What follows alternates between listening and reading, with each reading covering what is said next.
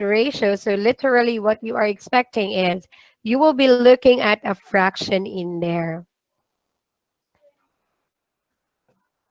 Okay, now, so writing your rational function, we have that one as f of x equal to p of x over q of x. Okay, that will be your function. So literally saying, everybody, once you see a function name and then a fraction, you will be identifying that one as rational function. But you must be careful because not everything that has fraction form on it is considered as rational function. To give you an example on what I mean, we have f of x is equal to 3x over 2. Now, considering the format in here, we are looking at a fraction and we might be thinking that this one is rational function. Indeed, we are not going to consider this one as rational function. You might be considering this as fraction, but this is not what we are for rational function. Okay? Now, why is it not considered rational function, everybody? Because your 3 over 2 is the only fraction on it. And in order for you to consider rational function, it must be that the denominator contains a variable on it. Now, notice, denominator doesn't contain a variable on it, so this is not a rational function. This is what we call as linear function with a fractional coefficient. Okay. Now, example of your rational function here. This is now, by the way, let me just take note on this. This is linear because you might be considering that one as rational. So for rational functions here, we have here an example, x plus 1 over x plus 2. This is now rational function, everyone, because you have polynomial at the top and then polynomial at the bottom. And most specifically, you've got a variable found on the denominator part. So that is rational function. Now, another example is when you have this expression, the 1 over x, the f of x equal to 1 over x, this is indeed rational function. Why? Because it contains a variable on your denominator. Although you've got only 1 on the numerator, but that is still considered as rational function. Okay, next, we go to differentiating the terms here. We have rational expressions, rational functions, rational equations, and rational inequality. Now, what do you think is on your first example there? Is that rational equation, rational inequality, rational function, or rational expression? So what do you think? Very good. According to Vanessa, it's rational function. Yes, indeed, it's rational function because you got there the name of the function itself. So that becomes a rational function. Okay, this is rational function. So next, we go to the next one. Next example here. What do you think is this? Is that an expression, function, equation, or inequality? Expression. Very good. That is an expression. So expression would mean we define our expression as a collection of number, variable, and operation. Or to simply say it, when you have only a number, let's say, for example, you've got only 3 in there, that is considered an expression. Or if you've got an x in there only, you've got there an expression also, or a combination of 3 and the operation and the variable, that is also considered an expression. Now, to define rational expression, everybody, it must be that your collection of the number, variable, and operation must be in the form of a fraction to be considered as rational expression.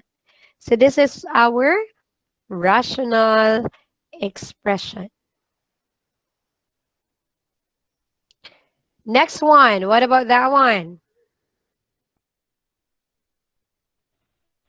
Okay, equation, that is equation. As you can see, there is now the presence of your equal symbol on it.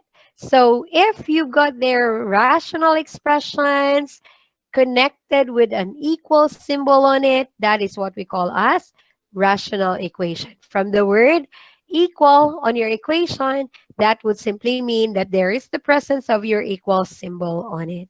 So this is our rational equations or equation.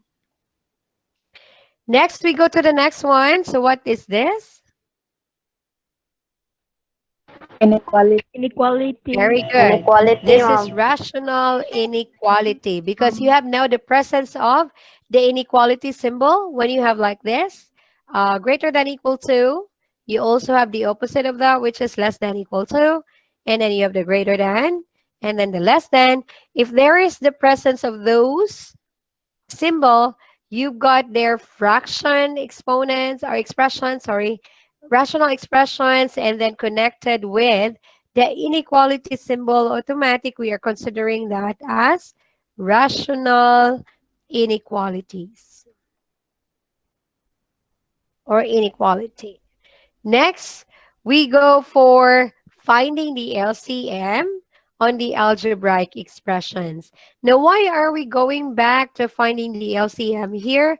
We will be needing the concept in solving for rational equations later on. Our main topic of the day is for us to solve our rational equations. So before touching that one, we go for finding the LCM first. How do we find LCM? Or let's try to talk about LCM first. What is LCM? Least common least common multiple. multiple, Very good. It's the least common multiple.